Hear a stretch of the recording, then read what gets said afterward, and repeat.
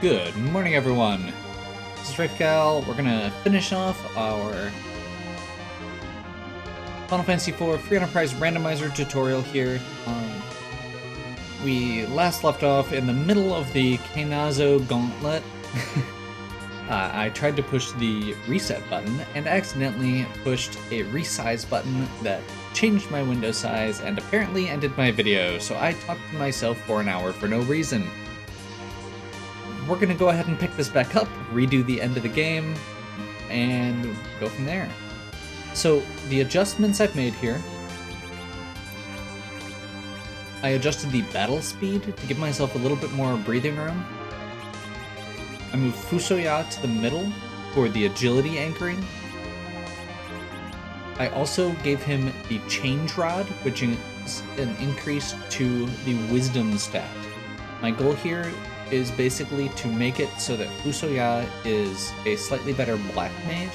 We're going to try and take a slightly more offensive approach because the damage that Kainazo does is based on his hit points. So our goal is just going to be to dish out a bunch of damage really quickly,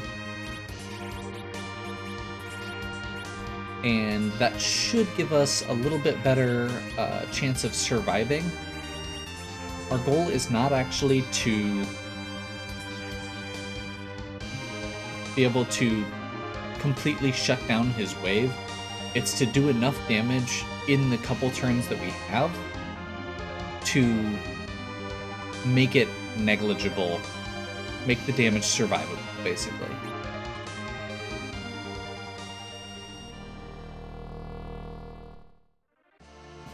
You may notice a few random discrepancies between the last video I did and this one because I had to pull up a old save. I didn't have this save available still, and replay back up to this point. So if you notice discrepancies, that's why.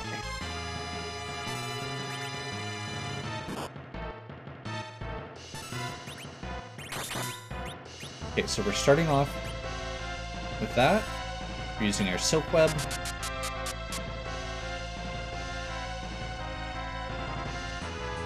And we're going to wait, gathering the water, Thor Rage. If we time this right, we should be able to get in before he gets a wave off.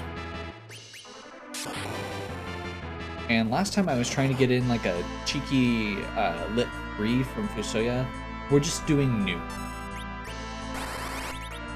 We're going to be really straightforward about this.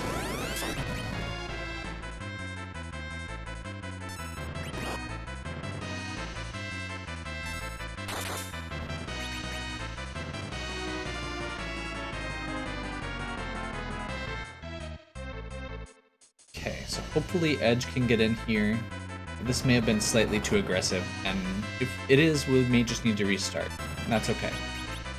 One of the big things with Free Enterprise in general is being willing to realize where you're making a mistake and just reset and keep going.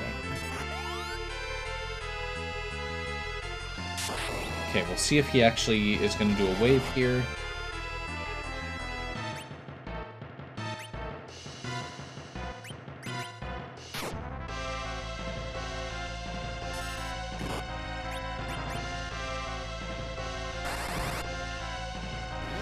So the slightly more aggressive approach does seem to work pretty well here, and you can see how much damage magic users can do.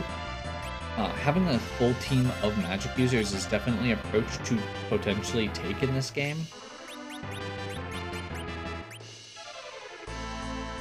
Or not a full team, but a very large team of magic users, especially for endgame when you start getting into things like Nuke and Raid. Okay. I think we're gonna be good here. In fact, this probably will kill him.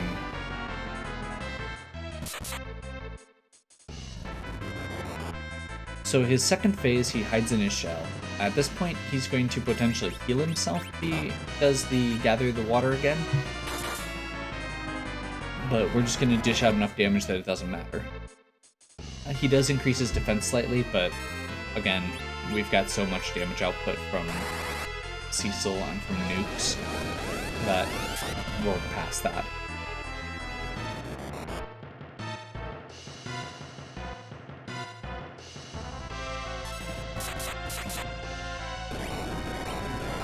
There we go.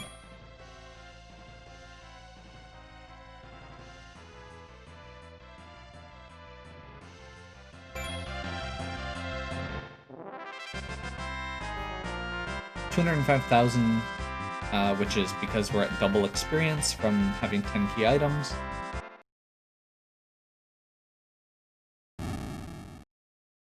No problem. So important next thing. Make sure if you turn your battle speed towards slow, which gives you more flexibility for getting your commands input, that you bump it back down when you're done. I definitely didn't forget to do that last time. Okay. So heal up. We've still got 150 MP on Fusoya. So we're just going to continue on to the CPU spot. I believe this spot has somewhere around the range of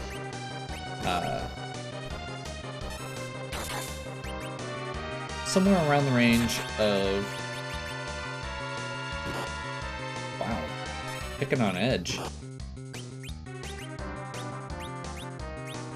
Yeah, somewhere around the range of 30,000. However, it's Mist Dragon.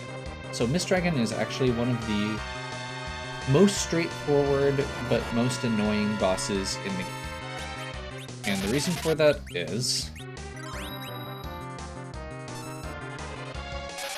she is very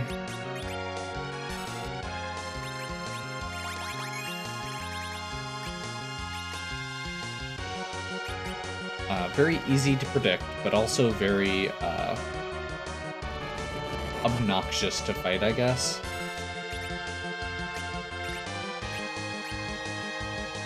So, very straightforward. 3 cycles of physical attacks, and then turns into mist. You don't want to attack while she's mist. Just attack in between. This is one of those times where if we had a bunch of the illusions, this is where it would be useful. Make sure you're not going into a demist fight with Berserk. Also worth mentioning, demist is not a dragon.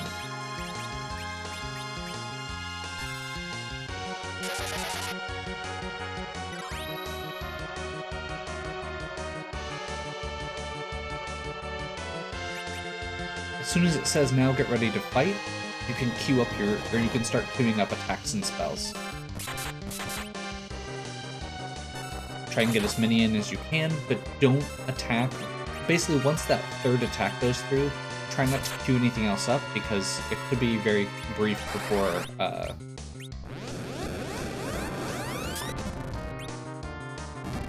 there we go. Like I said, not a ton of hit points compared to that last fight, but decent chunk of experience.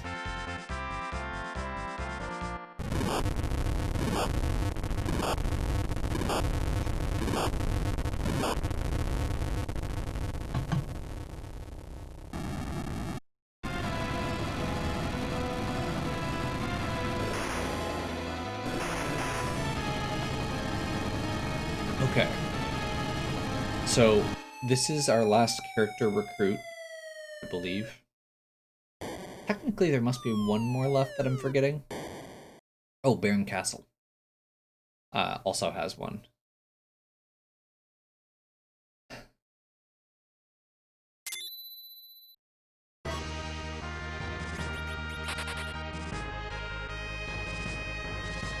And it automatically puts us in the pilot seat.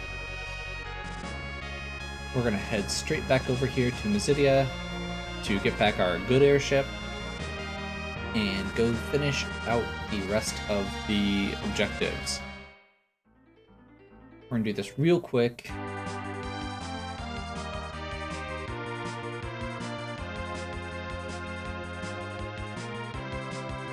And then head straight into the Zeromus fight.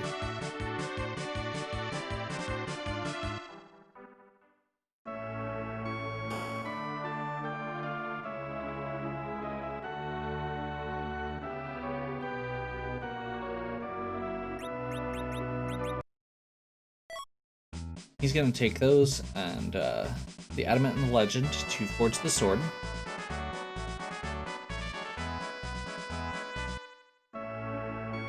Whenever that is an objective, it can be really useful. Okay, we're going to go ahead and get rid of a few of these items.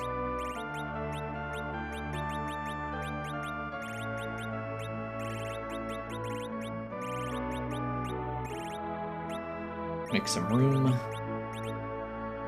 Buy a couple of these crystal rings. And then go talk to Kokol. Make sure you remember to talk to Kokol to get the Excalibur. That's where the actual trigger is for objective complete.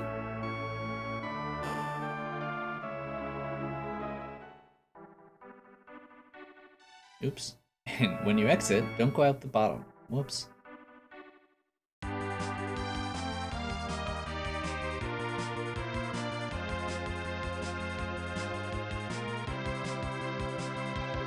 You have to head back up here to the Sylph Cave again.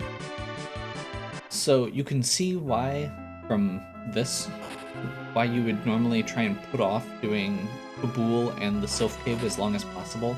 Because if you get the pan, you don't have to make these multiple trips down this cave. If you wait until you get the pan, you can take care of it all at once.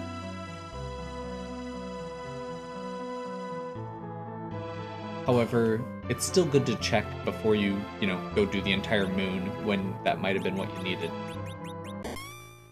So when you hit Yang with the pan, the Sylphs are going to give you an item here.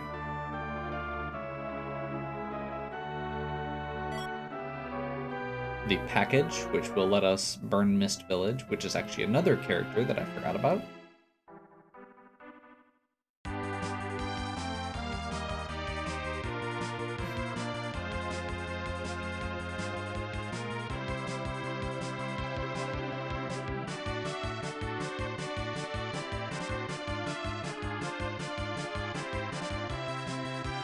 By the way, this cave right here is where you would turn in the pink tail and the rat tail.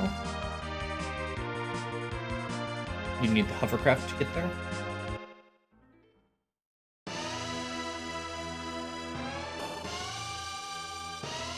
Back into Babil.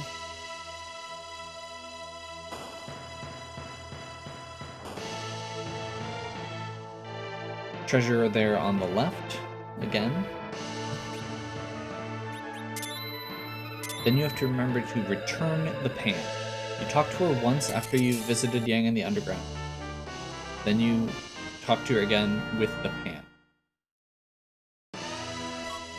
And she gives us the Baron key.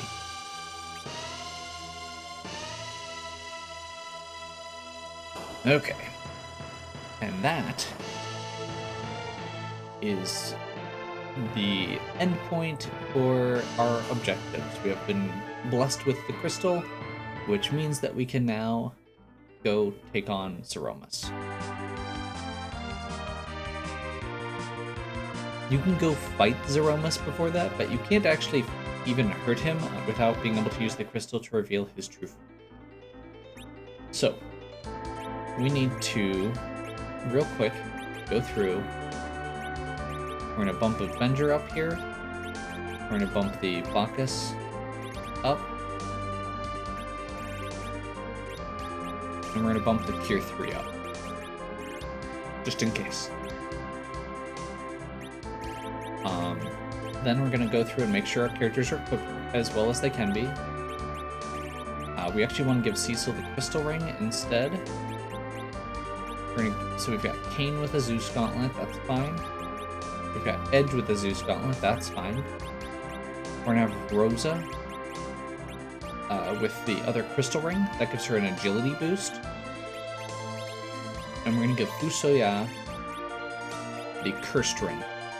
The Cursed Ring gives minus 15 to all stats. That includes agility, which means that having him in the center with very low agility means he is now going to be our go-to agility anchor. I'm gonna make sure I'm saving not saving over one of the other save points. So, with that in mind, we are now going to head to Zeromus. So, with the pass, you can go through the back of this bar. In the original game, it's a casino with dancing girls. And in this, it takes us to the last boss. You do not need to heal before going to the last boss because he will you get a free auto heal at that point. So if you're wondering why I didn't heal up before going in, that's why. Using the pass is faster most of the time, pretty much all of the time, than walking down to Zeromus through the moon.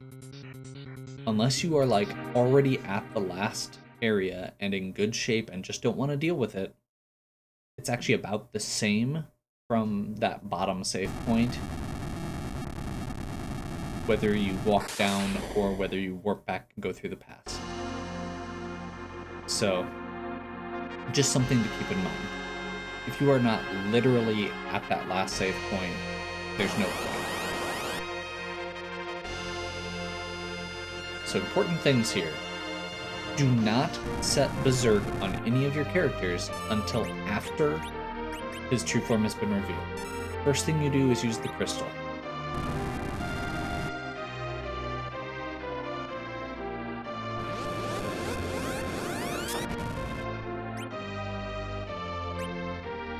His true colors emerged.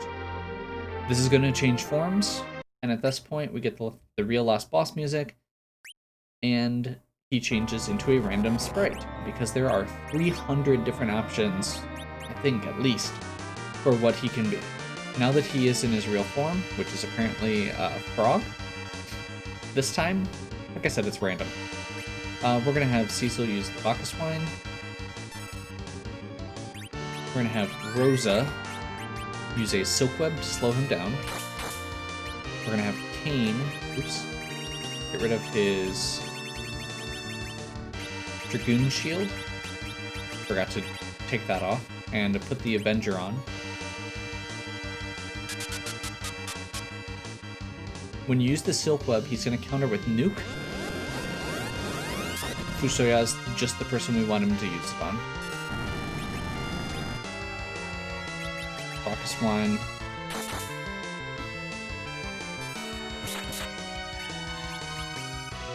We'll see if Fusoya gets a cure off on himself. If he doesn't, it's not a big deal. His purpose at this point is literally just to be an agility player.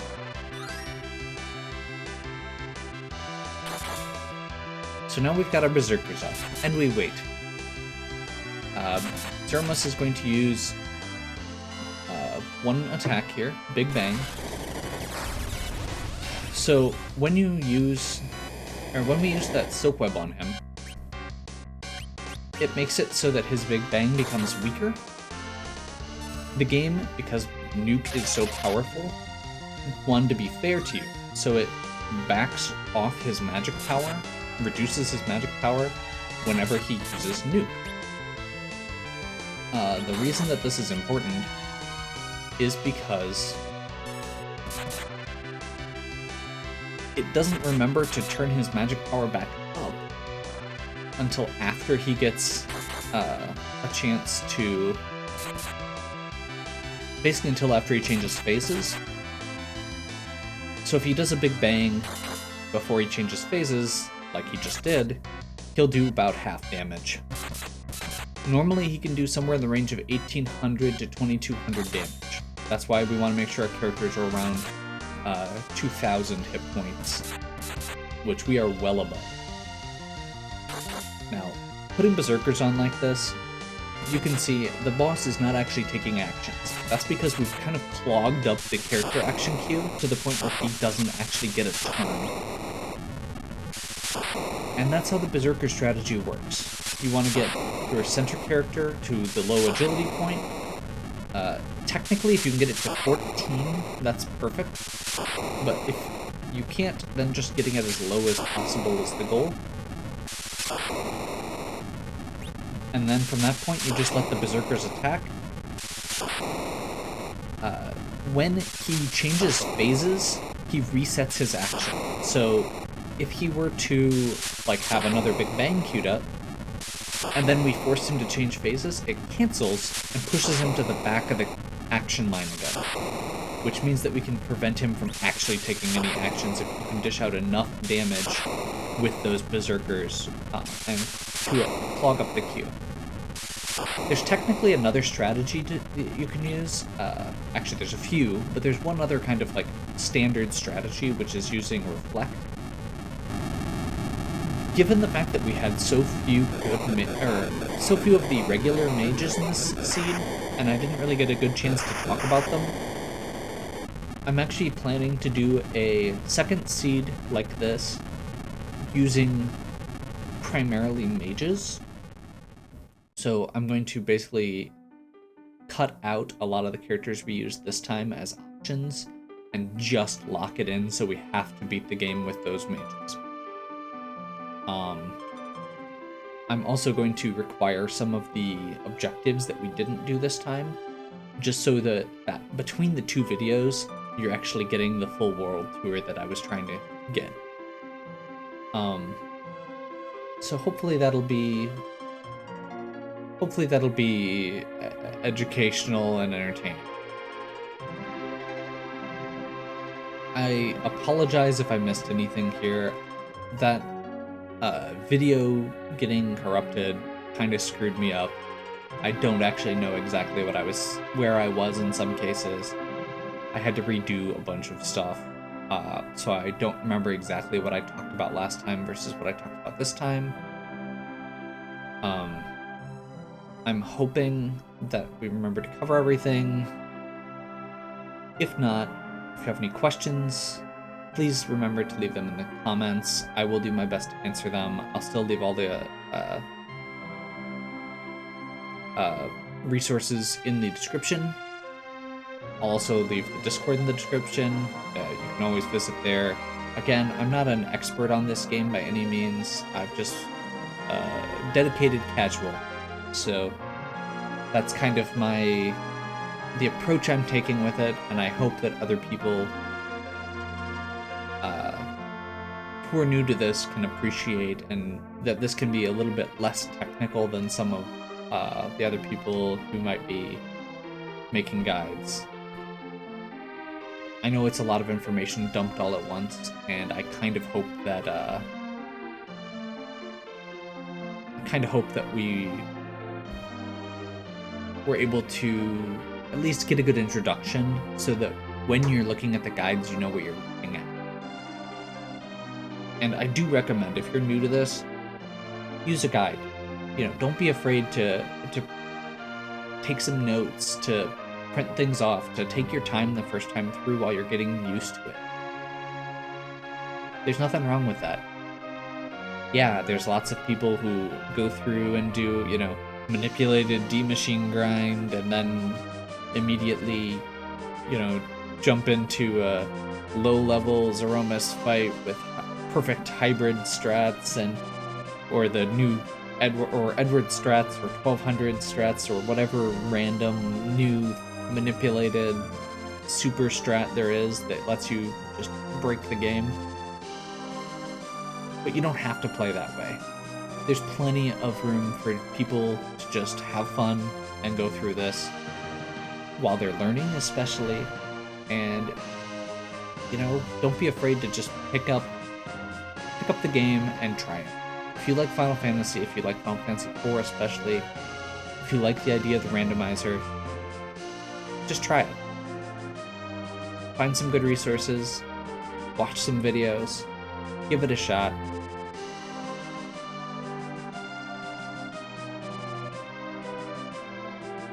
It's fun.